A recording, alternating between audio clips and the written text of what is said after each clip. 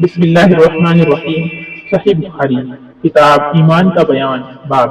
اور اگر ایمان والوں کے دو گروہ آپس میں لڑ پڑے تو ان دونوں کے درمیان صلح کرا دو، ان کا نام مومن رکھا ہے۔ حدیث نمبر 21۔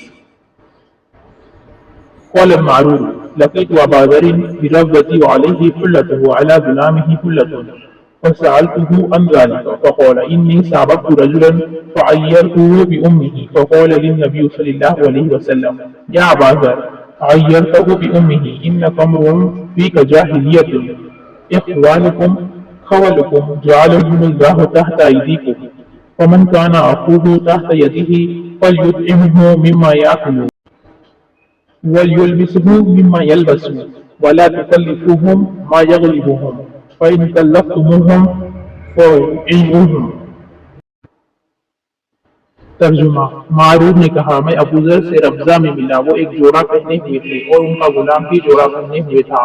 میں نے اس کا سبق دریافت کیا تو کہنے لگے کہ میں نے ایک شخص یعنی غلام کو برا بھلا کہا تھا اور اس کی ماں کی غیرت دلائی یعنی گالی دی، تو رسول اللہ صلی اللہ علیہ وسلم نے یہ معلوم کر کے مجھ سے فرمایا اے ابو ذر تو نے اسے ماں کے نام سے غیرت دلائی، بے شک تجھ میں ابھی کچھ زمانہ جاہلیت کا اثر باقی ہے۔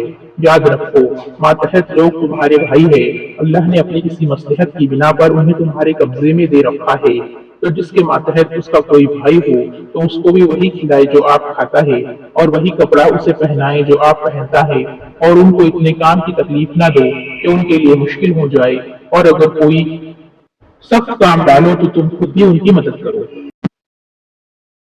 Translation narrated Al-Maru Radiyallahu anhu at Ar-Rabada I met Abu Dharr Radiyallahu anhu who was wearing a cloak and his slave who was wearing a similar one. I asked about the reason for it. He replied, I abused a person by calling his mother with bad names. The Prophet ﷺ said to me, O Abu Dharr, did you abuse him by calling his mother with bad names? You still have some characteristics of ignorance.